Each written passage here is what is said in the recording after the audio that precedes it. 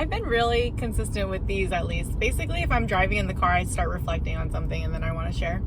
So today, let's talk time blocking, specifically for testing coordinators. So I'm on my way back from my training for picking up materials, checking it in, organizing groups, putting labels on there, organizing the test booklets to make sure they are linked to the student in the system. And it is a lot. And I did not get to do any of that because I'm in this interesting situation where we're partners with another district.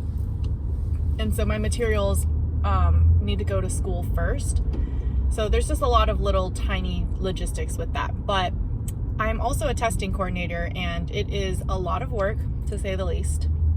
There's so many logistics and tiny details that are super important to make sure that testing can go smoothly. But something I learned, because I definitely often feel overwhelmed with the amount of work that needs to get done, is to apparently time block.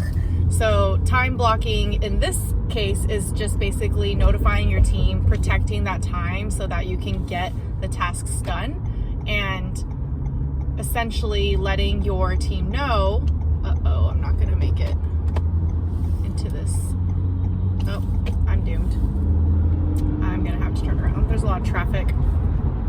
So protecting my time in this situation is just to say, like, from 9 to 12, I have to go to this training. I need to be able to focus on it. That way I can get the work done. Because in the moment, it may seem like those really big fires from school or student behaviors need to be addressed, which they do.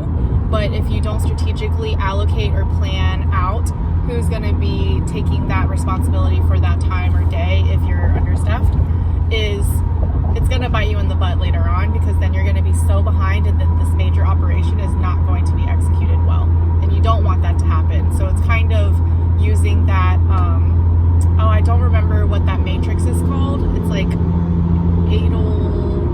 starts with an E, but it's basically that matrix which has what is important and urgent, what is important, not urgent, what is urgent but not important, and then what is not urgent and not important. So essentially, if it is important and urgent, then obviously you need to do that right away. So that for me might be like, a fight, for example, because there's like heated parties and they need, space from each other. You need to address it. Like, it's dangerous potentially. Oh my gosh, am I going to miss this again? Got it. The next one is, it's important but not urgent. These ones you need to schedule out and time block for when you're going to get it done, because eventually it will become important and urgent. And so you want to schedule that time out so that way you can knock that out. If something is urgent but not important, then the key thing to do is to delegate it. So if someone else can handle this task, then delegate it out so that way you can stay focused on the important and urgent things, or the important things. And then obviously for the not urgent or not important, don't do it. Or you can delegate it out too and save it for a rainy day if you have free time or if it brings you joy.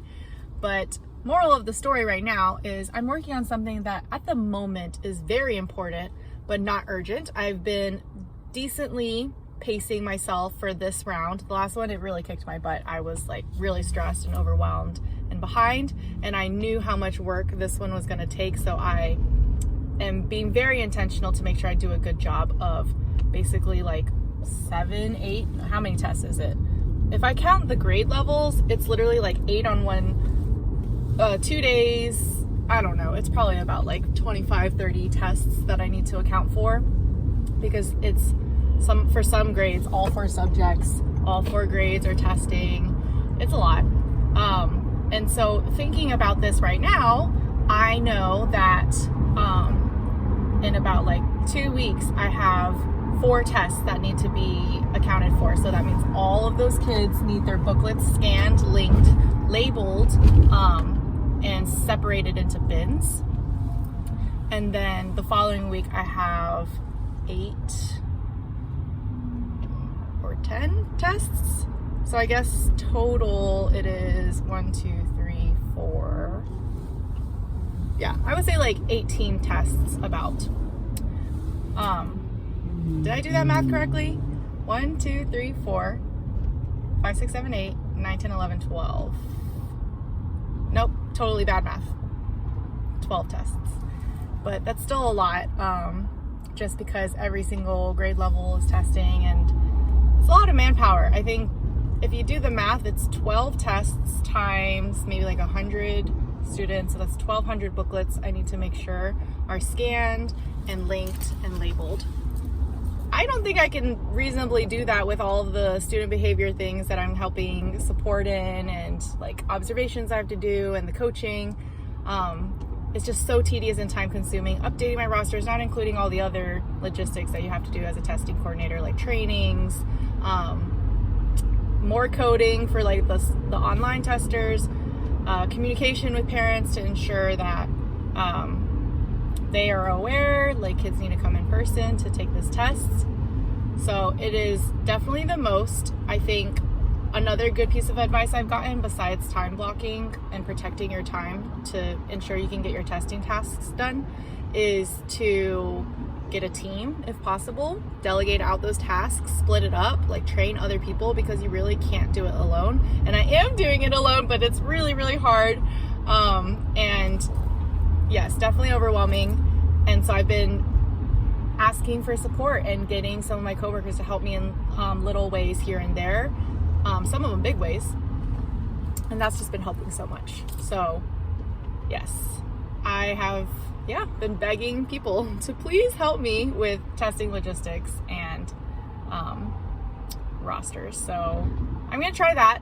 Another option is to hire some of my students or former students to help me with some things that have to do with testing, but they won't be interacting with obviously the secure testing materials. But if there's other things they could help me with, like sharpen pencils or divvy out things for the bins, like they could do that. So I'm keeping that in mind. At this point, I just want to ask the whole school and like everyone go grab one pencil and put it in this bin, and it'll get done way faster. I'm pretty good at helping empower my students to help me. So when I was teaching, I would have kids help grade or help track our paychecks, or even pull a small group to help intervene, and that worked really successfully. So yeah, hope this tip helped you. There's a lot of traffic right now, so yeah, I hope you have a really great day. Bye.